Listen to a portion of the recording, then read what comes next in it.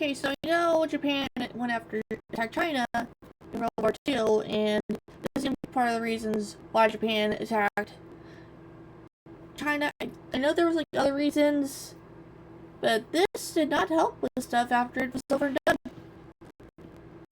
It's Christmas Day. We're gonna see if they talk about it, but if not, I'm gonna talk about it. 1941. And 23-year-old American pilot Bill Reed is stationed in an airbase near Rangoon.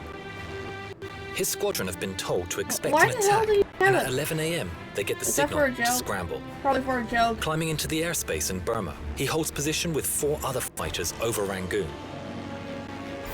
They are at the controls of American Curtiss P-40B fighters, under the command of Claire Lee Chennault, known affectionately as Old Leatherface. Bill's orders are to attack the enemy from above.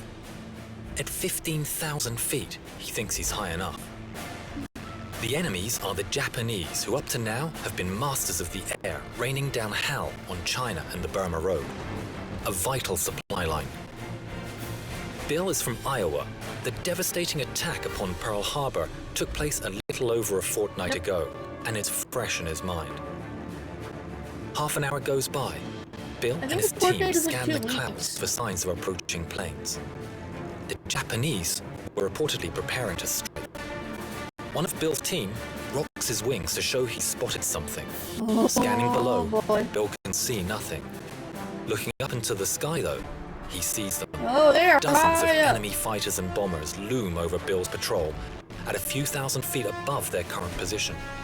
Commander Chennault's tactic of striking from the highest position goes out the window today. Bill is going to have to play this very carefully. The P-40s are at their best when flying above the enemy. There are 2 50 caliber machine guns on the nose and a couple of 30 calibers on the wings. Targeting is a challenge because the P-40's gun sights are on the rudimentary side. These aircraft are at an advantage when bearing down, relying on altitude and airspeed, as the P-40 is a slow climber. This isn't an option for Bill today.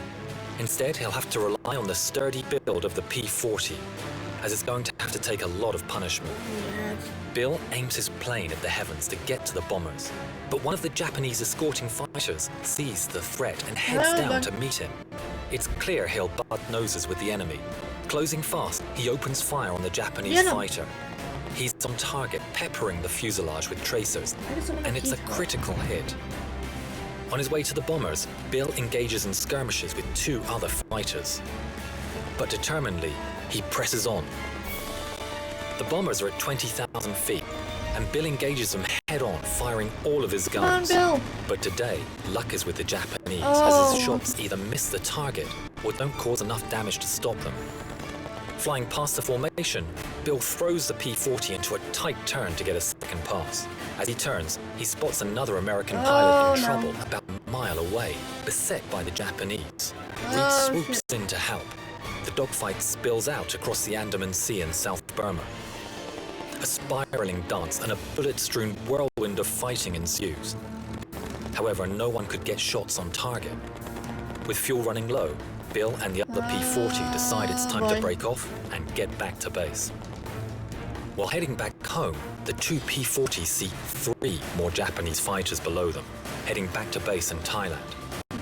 Already low on fuel and over the sea, they decide to chance their luck with yet another dogfight. The 2 American planes drop down behind the Japanese, firing on them from behind.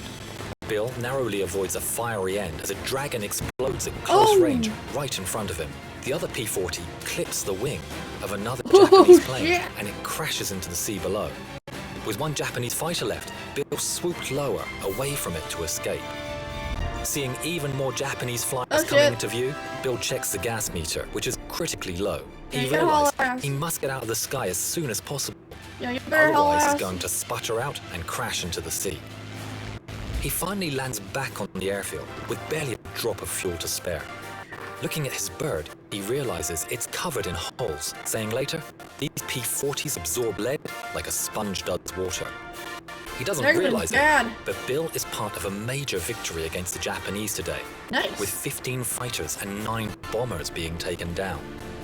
The mood in America is somber this Christmas after the shock and devastation of the Japanese attack on Pearl Harbor. With some good news, the press have a frenzy, with everyone wanting to hear how this small band of American pilots have taken the fight to the Emperor's aviators. The wounded America strikes back against the Empire of Japan. But Bill isn't exactly flying on behalf of the US. While America is only just entering World War II, he's been on his own path for a while. He traveled to China to be part of the American Volunteer Group, or AVG.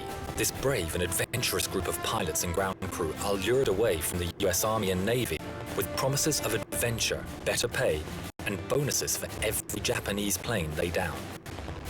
The US authorized the sale of 100 P-40s to China to help them in their fight against the Japanese. But what was not made public was the American pilots and ground crew who went with the planes.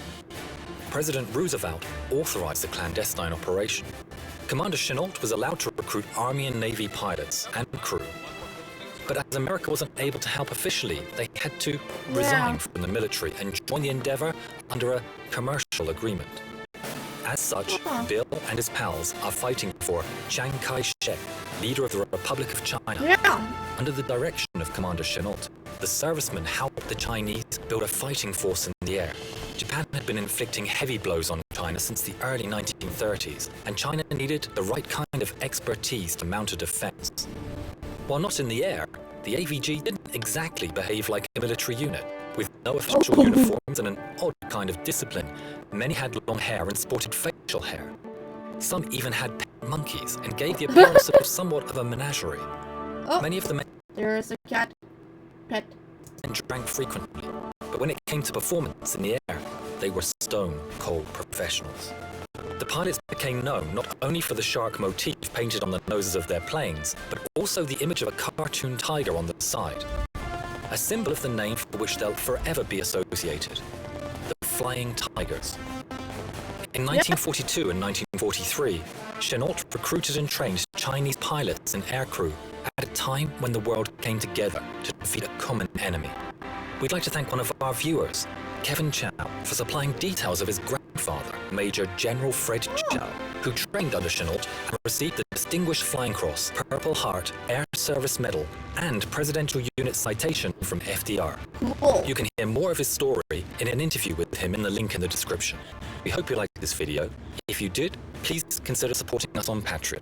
We need...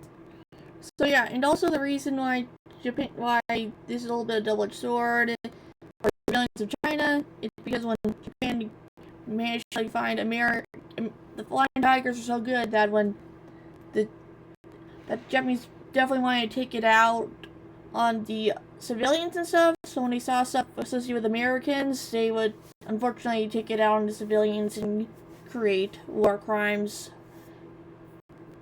So yeah, that's a little depressing. I'll see you guys in the next one later.